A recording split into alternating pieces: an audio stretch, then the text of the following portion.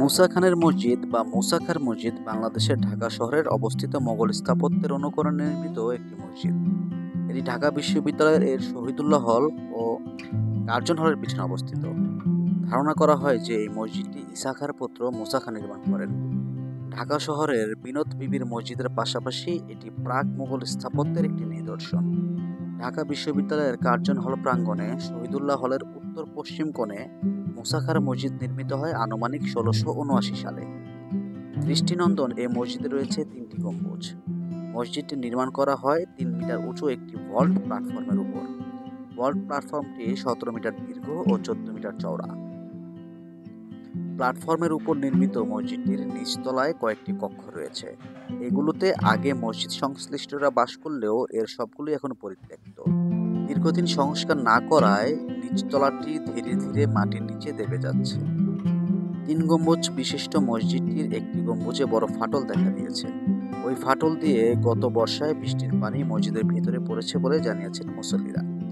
মসজিদের পশ্চিম ও পূর্ব প্রাচীর প্রায় ৬ ফুট পুরু, উত্তর ও দক্ষিণ প্রাচীর ৪ ফুট পুরু। চার দেয়াল, ছাদ এবং গম্বুজ সবকিছুতেই দীর্ঘদিন ধরে শ্যাওলা জমে কালচে হয়ে গেছে। মসজিদের ২ মূল স্তম্ভে বড় ধরনের ভাঙন সৃষ্টি হয়েছে।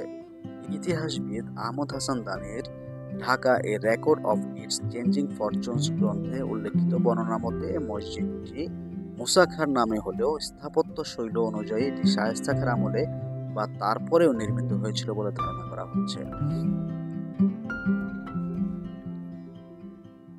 আপনারা এখন দেখতে পাচ্ছেন মসজিদের ভিতরের দৃশ্য।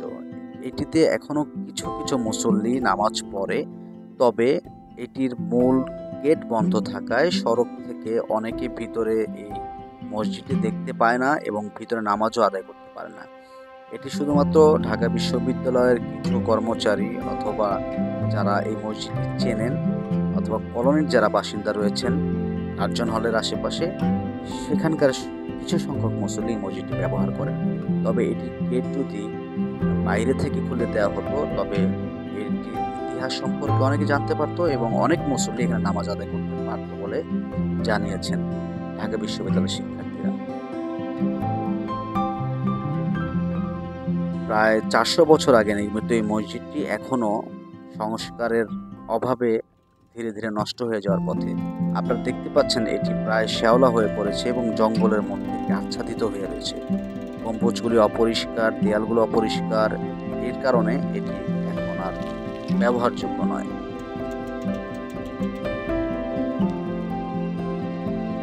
এবং মসজিদটির পাশে যেটি দেখছেন এটি হচ্ছে ঈসা খাঁ পুত্র মুসা খাঁর কবর। সেই কবরটি মসজিদের পাশে অবস্থিত রয়েছে। লোকচক্ষুর আড়ালে রাখার কারণে অনেক জনগণ এবং অনেক পর্যটকরাই এই মসজিদ এবং এই মুসা খাঁর কবর সম্পর্কে কিছুই জানে না। তবে অনেকেই জানিয়েছেন যে মুসা খাঁর মসজিদ এবং মুসা খাঁর কবর সংরক্ষণ করা অতি জরুরি, না হলে আর হয়তোবা কিছুদিন পরে এই মসজিদ এবং এই কবরটির কোনো অস্তিত্ব খুঁজে পাওয়া যাবে না।